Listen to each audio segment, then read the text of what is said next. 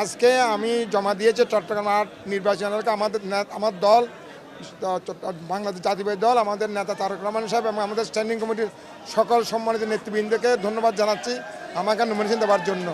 তা আমি আজকে অত্যন্ত উৎফুল্ল বোধ করছি এবং আল্লাহর দরবারে শুকরিয়া জানাচ্ছি যে আমি এই যে দুর্ঘটনা হয়েছিল সেখান থেকে আল্লাহর তাআলা আমাকে উদ্ধার করে একটা নতুন জীবন দিয়েছে। আমি আশা করি এই নতুন জীবন আমি আমাদের বিশেষ করে জনগণের জন্য আমি খেদমত আমি ব্যস্ত থাকব, উৎসর্গ করব এবং এইটা বলে আমি আজকে বিশেষ করে এই দিনে আপনাদের সকলের সহযোগিতা চাই।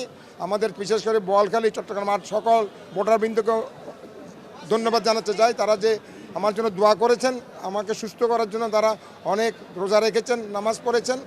আজকে আমি আল্লাহর রহমতে সুস্থ হয়ে নমিনেশন জমা দিয়েছি এবং ভবিষ্যতে দেশের জন্য, দেশের কল্যাণের জন্য, গণতন্ত্রের জন্য আমাদের দেশের নেত্রী বেগম খালেদা জিয়া এবং আমাদের শহীদ রাষ্ট্রপতি জিয়াউর রহমান সাহেবের যে আদর্শ, সেই আদর্শকে ধারণ করে আগামী দিনের রাজনীতি, জনগণের রাজনীতি আমরা করব। সরকারকে, নির্বাচন কমিশনকে এবং আইনশৃঙ্খলা বাহিনী, বিশেষ করে গোয়েন্দা বাহিনীকে অত্যন্ত তৎপর হতে হবে। এই থ্রেট যেহেতু একটি গোষ্ঠীর কাছে অস্ত্র আছে, টাকাও আছে, সুতরাং এই আগামী দিনের নির্বাচনকে বানচাল করার জন্য এরা অনেক চক্রান্তকারী চেষ্টা করবে। আমি আশা করি সকলে মিলে সরকার, নির্বাচন কমিশন, সকল রাজনৈতিক দল এই প্রচেষ্টাকে নস্যাৎ করে আগামী দিনে একটা সুষ্ঠু নির্বাচন এবং অংশগ্রহণ উৎসবমুখর পরিবেশ যেন নির্বাচন হয়, সেটা সবার কামনা থাকবে।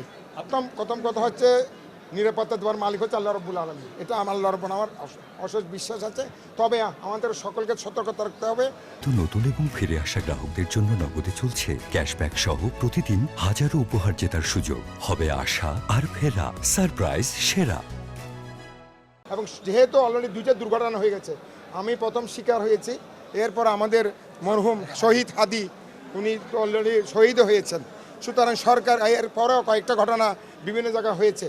তা আমি মনে করি এগুলি থেকে সরকার বা আইনশৃঙ্খলা বাহিনী, গোয়েন্দা বাহিনী, আমাদের সশস্ত্র বাহিনী যারা নিয়োজিত আছেন তাদের তৎপর থাকতে হবে এবং যারাই নমিনেশন দিচ্ছেন সকল ক্যান্ডিডেট সকলকে এই নিরাপত্তার ব্যাপারে তারা তো সহযোগিতা দিতে হবে। সরকারকে আমি মনে করি নিরাপত্তার ব্যাপারে তাদেরকে নিরাপত্তার ব্যাপারে ব্যবস্থা নিতে হবে।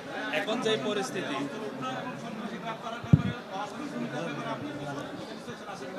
আমি অস্ত্র উদ্ধার ব্যাপারে কোনো স্যাটিসফ্যাকশন আমার এখনও নাই, কারণ কোনো উল্লেখযোগ্যভাবে গত 1.5 বছরে আমরা প্রতিবার বলে যাচ্ছি সরকারকে, বিশেষ করে আমি জেলা আইনশৃঙ্খলা কমিটির একজন সদস্য হিসেবে আমি প্রতিটা মিটিংয়ে সবসময় অন্যান্য রাজনৈতিক দলও বলেছে, আমিও বলেছি এবং আমি চাই যেসব অবৈধ অস্ত্র আছে এগুলি উদ্ধার হয়ে যেন বাংলাদেশে একটি সুন্দর পরিবেশ সৃষ্টি হয়, সেটা ব্যবস্থা সরকার যেন করেন এবং নির্বাচন কমিশন যেন করেন।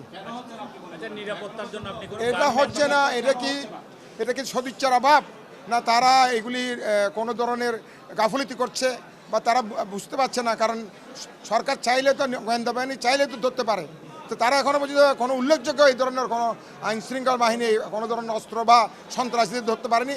বরঞ্চ যেসব সন্ত্রাসীরা জেলে আছে তাদেরকে জামিনের মধ্যে মুক্ত হয়ে তারা কিন্তু ঘোরাফেরা করছে। এটা কিন্তু বড়, দেশের জন্য বড় থ্রেট মনে করি আমি। আপনার ব্যক্তিগত কোনো নিরাপত্তা ব্যবস্থা চান কিনা?